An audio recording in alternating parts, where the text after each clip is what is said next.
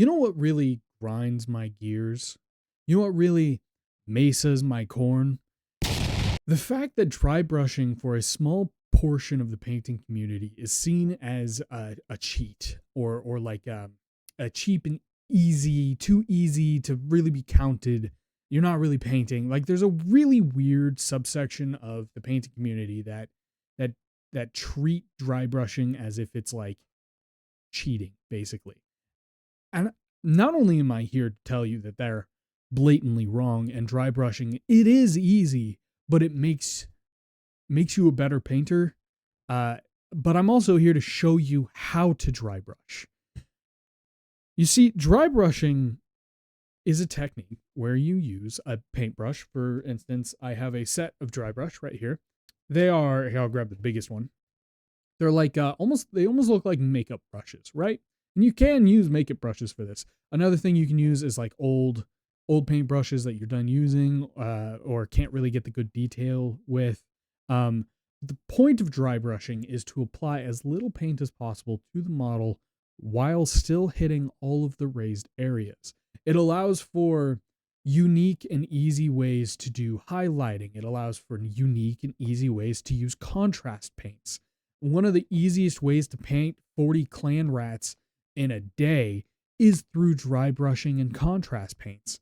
And there's two forms of dry brushing. There's true dry brushing, where you have as little paint as possible on your brush, and stippling. Stippling is very similar to dry brushing, except for instead of using the dry brush to graze across the model. So like, for instance, I have this blood angel right here. Instead of using the dry brush to just like graze across the model like this, stippling is kind of like this, where you're stippling, right? So in this video, I'm going to be showing you just about how much paint you're going to be needing on your paintbrush, the techniques that you can use to highlight certain things, and just all in all, the ability and love that I have for dry brushing. Dry brushing is how I got into painting. I excel at dry brushing. This blood angel is dry brushed. He is completely like, his paint job was dry brushing. I have Chaos Warriors behind me up on that shelf.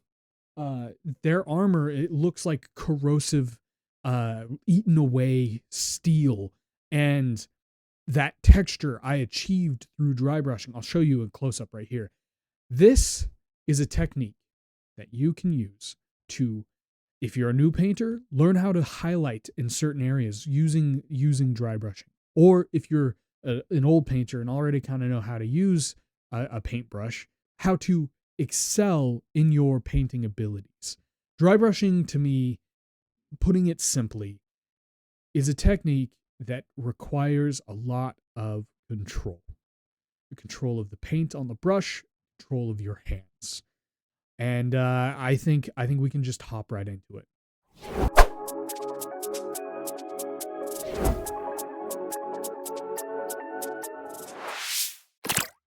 So this is my dry brush set that I have. I got it for Christmas. As you can tell, one of the dry brushes is missing because Sheridan's currently using it. This is the model I'm going to be using. It's the Rat Ogre from Age of Sigmar. It has so many different textures, like the fur and the armor and the metal, that it's going to be really... Oh, I lost it. It's going to be really good to use for specifically showing examples of dry brushing because of the different textures it has. I'm going to be using this rag that I have right here. I obviously have used it for dry brushing before. It's really good because it has like that graded texture. I would recommend getting a rag similar to this. I'm also going to be using Gray Seer, as it is not a pure white, but a softer tone. It'll be easier for you guys to see what I mean by applying different textures when it comes to the dry brushing part of this video. I'm going to be using my number 9 dry brush from the Nick Pro. I believe that is Nick Pro. Paintbrush dry brush set. I got it off of Amazon. Any dry brush will work. I'm using this just because it's a slightly bigger model. So when it comes to dry brushing, you're going to want to apply as little paint to the brush as possible. Another thing to keep in mind is any brush will work.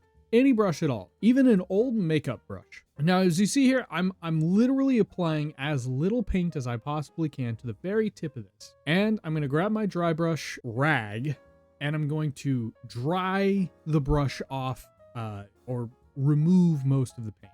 You're going to want to remove as much paint as you feasibly can. And I like to use my thumb as a testing tool just because it allows me to see the different textured applications easily. And as you can see, it's going to apply very little paint to the model itself. I'm going to speed this up so you guys can see the overall process. But as you can see while this is speeding up and stuff, when I'm doing the dry brush, it's catching all the edges of the model, and that'll be really nice and useful for when you do contrast paints or if you're trying to do edge highlighting fast on like a speedy model. And ignore the hair. This is a newer brush. I think it's the first time I used it, so it's got loose hairs in it. But as you can see, I'm doing this up and down brush motion. That's kind of what you want to do, is you want to stay in a similar motion throughout the whole model so you get all the edges at the right angle.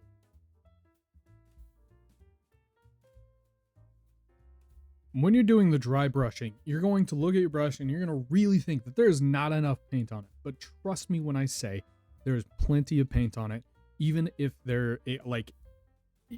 this process is you're building it over time. It is a fast and much easier process, but it requires a lot of control, like I said in the very beginning of the video. It requires a lot of effort to maintain that balance between as little paint as possible and still applying paint.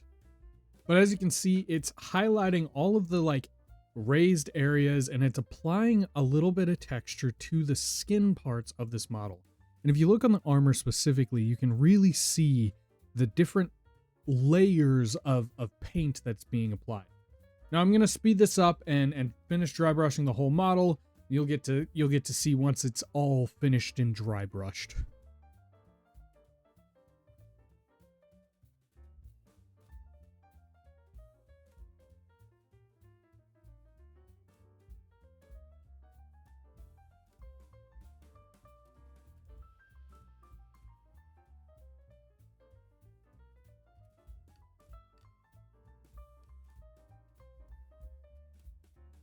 Now, I'm going to be showing you how contrast paint can really benefit from dry brushing if you do an initial stage of dry brushing. I'm using Astra Militarum Green as a base tone for the cloak that the Mr. Rat Ogre is wearing. And I'm just going to be applying that in a very thin layer because you don't need it to be super thick because you pre-highlighted the model. Now, the dry brushing is really doing a lot of the heavy lifting, and you can tell especially once this contrast dries, the layer of dry brushing that was done really like accentuated the highlights and like pre-textured the model itself. So if you're trying to do contrast paints or you like have a rat army where you're painting 40 minis in a single setting, it really helps build a lot of detail without taking a lot of time. Now, as you can see here, I've painted the silver areas, or what will be silver, an orange tone. I'm not going to show you exactly how I do my metal. I'm just trying to show you the techniques. And currently I'm going to be showing you stippling. If you're interested in seeing a full tutorial on how I do my aged metal, let me know in the comments below. But stippling is very different from dry brushing, as you're going to have more paint on your brush.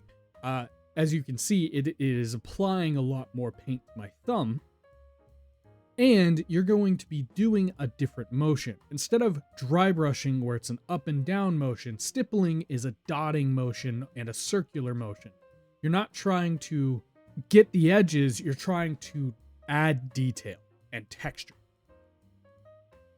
I've just finished doing the black part of the dry brushing / stippling part of this process, and you can already see this technique that I do for metal or aged metal. It relies very heavily on the stippling motion to apply the texture and the dotted texturedness that you need in order to make it look like it's corroding metal. And that's why, oh, I just lost my brush. That's why stippling is really useful when you're applying texture. Another thing, this whole recording process that I did while making this rat, even though I've sped it up, literally only took me like 15 minutes to do the dry brushing and the armor completely.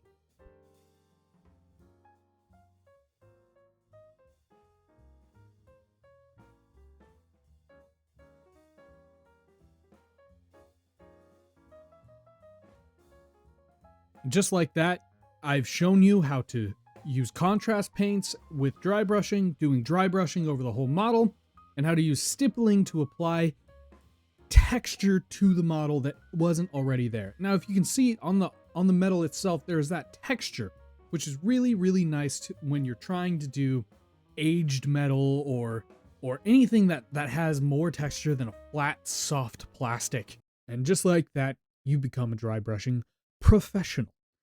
And dry brushing is a great and easy tool.